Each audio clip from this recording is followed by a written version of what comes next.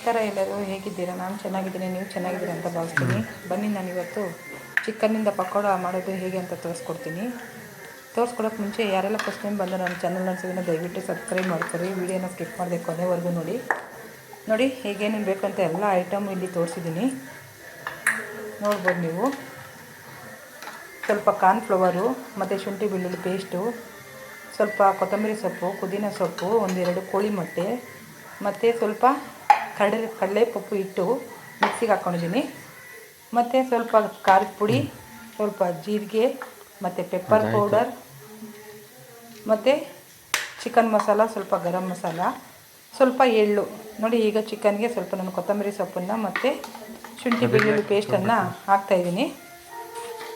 ನಂತರ ಇದಕ್ಕೆ ನಾನು ನೋಡಿ ಪುದೀನ ಸೊಪ್ಪು ಸಣ್ಣ ಸಣ್ಣದಾಗಿ ಕಟ್ ಮಾಡ್ಕೊಂಡಿದ್ನಲ್ಲ, ಪುದೀನ ಸೊಪ್ಪು ಮತ್ತು ಕರಿಬೇವಿನ ಎಲೆನ ಹಾಕ್ತಾಯಿದ್ದೀನಿ.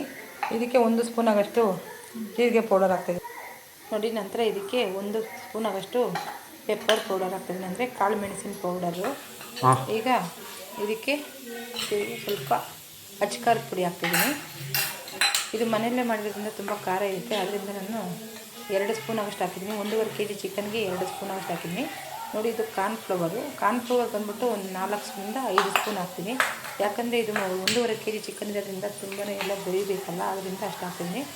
ಇದು ಕಡಲೆಪಪ್ಪನ್ನ ಪುಡಿ ಮಾಡ್ಕೊಂಡಿದ್ದೀನಿ. ನಾವು ಕಡಲೆಪಪ್ಪು ಎಷ್ಟು ಬೇಕಾದರೂ ಮಿಕ್ಸ್ ಮಾಡ್ಕೊಂಡಿದ್ದೀವಿ, ಆಮೇಲೆ ಟೇಸ್ಟ್ ಚೆನ್ನಾಗಿರುತ್ತೆ. ನಾನು ಇಲ್ಲೊಂದು 3 ಸ್ಪೂನ್ ಹಾಕ್ತೀನಿ, ಫುಲ್ಲಾಗಿ 3 ಸ್ಪೂನ್ ಹಾಕಿದ್ದೀನಿ. ಈಗ 1 ಸ್ಪೂನ್ ಆಗೋಷ್ಟು ಉಪ್ಪನ್ನು ಸೇರಿಸ್ತಾ ಇದ್ದೀನಿ. ನೋಡಿ, ಕೆಲವರೆಲ್ಲ ಕಾರ್ನ್ಫ್ಲವರ್ ಹಾಕ್ತಾರೆ ಮತ್ತು ಅಕ್ಕಿ ಹಿಟ್ಟು ಹಾಕ್ತಾರೆ.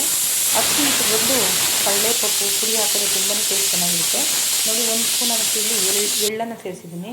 ನೋಡಿ, 1 ಸ್ಪೂನು ಚಿಕನ್ ಮಸಾಲ ಮತ್ತು 1 ಸ್ಪೂನ್ ಆಗೋಷ್ಟು ಗರಂ ಮಸಾಲನ ಸೇರಿಸ್ತೀನಿ. ನೋಡಿ, ನಾನು ಹಾಕಿರೋ ಐಟಮೆಲ್ಲ ಇಷ್ಟು ಕರೆಕ್ಟಾಗಿ ಹಾಕಿ ನೀವು ಮಾಡಿದ್ರೆ ತುಂಬಾ ಚೆನ್ನಾಗಿರುತ್ತೆ. ಕಬಾಬಲ್ಲ, ಇದು ಪಕೋಡ. ಒಂದು ಸರಿ ಮನೇಲಿ ಟ್ರೈ ಮಾಡಿ. ನಾನು ಇದಕ್ಕೆ 1 ನಿಂಬೆಹಣ್ಣನ್ನು ರಸ ಹಾಕ್ತಾಯಿದ್ದೀನಿ. ಯಾಕಂದರೆ ನಿಂಬೆಹಣ್ಣು ರಸ ಸೇರಿಸೋದ್ರಿಂದ ಚಿಕನ್ ನೀಟಿರುತ್ತೆ, ಹೀಟು ಆಗೋಲ್ಲ ಮತ್ತು ಟೇಸ್ಟು ಚೆನ್ನಾಗಿರುತ್ತೆ.